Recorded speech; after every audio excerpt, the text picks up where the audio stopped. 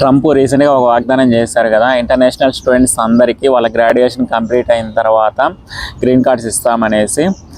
So international students అనేవాళ్ళు చాలా ఎక్కువ మంది వస్తూ ఉన్నారు. మన ఇండియానే తీసుకోండి, అంతకుముందు ఏంటంటే 20,000 మంది 30,000 మంది వచ్చారు. ఇప్పుడు లక్షల వీసాలు అప్రూవ్ అవుతున్నాయి, స్టూడెంట్ వీసాలు.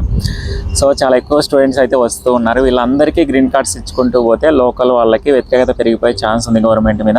సో అలా ఒకవేళ వీళ్ళు గవర్నమెంట్ వచ్చిన తర్వాత వాళ్ళ మాట నిలబెట్టుకోవడం కోసం కొంతమందికి ఇచ్చే ఛాన్స్ ఉంది. ఎలా అంటే టాప్ యూనివర్సిటీస్లో మెరిట్ స్టూడెంట్స్ ఉంటారు కదా, వాళ్ళకి గ్రీన్ కార్డ్స్ ప్రాసెస్ చేసే ఛాన్స్ ఉంటుంది.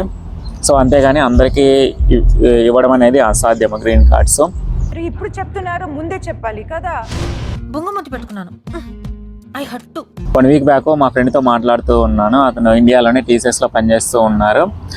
అయితే టీసీఎస్లో ఏంటంటే ఆన్సైట్స్ ఈజీగా వస్తాయి. ఆన్సైట్ వస్తే కొద్దిగా ఎక్కువ మనీ సంపాదించుకోవచ్చు. ఆన్సైట్కి వెళ్ళేసి 3 lakhs మినిమం ఉంటుంది. 3 lakhs నుంచి అబోవ్ శాలరీ ఉంటుంది ఆన్సైట్లో. సో బాగా సంపాదించుకోవచ్చు. ఆన్సైట్కి ఏమైనా ట్రై చేస్తున్నావా అని అడిగితే ఇంకెక్కడ ఆన్సైట్లు అయిపోయినాయి. అదేంటి బ్రో అన్నాను. అయితే అతను ఏం చెప్పారంటే ఆ క్లయింట్ హైదరాబాద్లోనే హబ్ ఓపెన్ చేస్తున్నారంట. సో ఆన్సైట్ అనేది తీసేశారు. ఇంకా ఆన్షోర్ ప్రాజెక్ట్స్ అనేవి ఆఫ్షోర్కి మూవ్ అవుతూ ఉన్నాయి. ఆన్సైట్ ఇచ్చిండ్రు అనుకో, ఫర్ ఎగ్జాంపుల్ యూఎస్ఏలోనే ఆన్సైట్ ఉందనుకో, 3 members ఇక్కడికి వచ్చారనుకో, వాళ్ళకి ఫర్ ఎగ్జాంపుల్ 3 lakhs మినిమం ఇవ్వాలనుకో, 3 lakhs వేసుకోండి, 3 lakhs మినిమం ఇస్తున్నారనుకో, 3 membersకి 9 lakhs స్పెండ్ అవుతుంది ఇక్కడ ఆన్సైట్లో.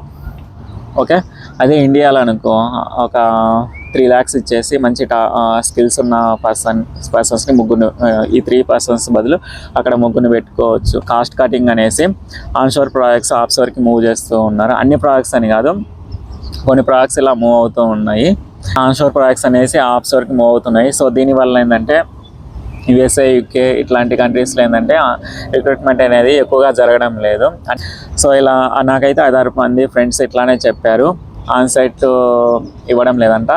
అక్కడ క్లయింట్ హైదరాబాద్లో, బెంగళూరు ఇట్లాంటి ప్లేసెస్లో హబ్ స్టార్ట్ చేస్తున్నారంట. ప్రజెంట్ సిచ్యువేషన్లో జాబ్స్ అనేది చాలా తక్కువ మందికి వస్తూ ఉన్నాయి. వచ్చిన వాళ్ళు కూడా చాలా తక్కువ మంది ఉంటున్నారు. వీళ్ళు బయటకు వచ్చి మాట్లాడట్లేదు, మాకు జాబ్స్ వచ్చినాయి, ఇలా ట్రై చేయండి, మీకు హెల్ప్ఫుల్ అవుతుంది అనేసి. సో దానివల్ల ఏంటంటే జాబ్స్ రాని వాళ్ళే వచ్చి మాట్లాడుతున్నారు, మాకు జాబ్స్ రావట్లేదు, ఇక్కడ చాలా స్ట్రగుల్ అవుతున్నాము, ఇలా చాలా కష్టాలు పడుతున్నాము అనేసి. సో దీనివల్ల ఏంటంటే అసలు పూర్తిగా జాబ్స్ రావట్లేదు అనేసి ఫిక్స్ అయిపోయారు అందరూ. జాబ్స్ ఎవరికైనా వస్తే వాళ్ళు వచ్చి కొద్దిగా టిప్స్ ఇవ్వండి. సో ఇది చాలా మందికి అయితే హెల్ప్ఫుల్ అవుతుంది. ఇంకోటి ఏంటంటే అప్కమింగ్ స్టూడెంట్స్ కొంతమంది మైండ్లో ఏముందంటే పార్ట్ టైం జాబ్స్ చేసేసి మనము యూనివర్సిటీ ఫీజులు కూడా కట్టేసుకోవచ్చు అనే భ్రమలో చాలామంది వస్తూ ఉన్నారు. పాపం తెలియదు వాళ్ళకి. సో ఒకప్పుడు ఏంటంటే అలా చేసుకోవచ్చు. ప్రజెంట్ ఉన్న సిచ్యువేషన్లో అలా చేయలేరు. ఎందుకంటే చాలా ఎక్కువ మంది స్టూడెంట్స్ ఉంటూ ఉన్నారు. వీక్కి ఒక జాబ్కి 3-4 తీసుకుంటూ ఉన్నారు. అంతకుముందు ఏంటంటే ఒక పర్సన్ ఉండేవాళ్ళు, ఎక్కువ పే వచ్చేది, యూనివర్సిటీ ఫీజు కూడా కట్టుకునేవాళ్ళు వాళ్ళ ఎక్స్పెన్సెస్తో పాటు. సో ఇప్పుడు అట్లా లేదు సిచ్యువేషను.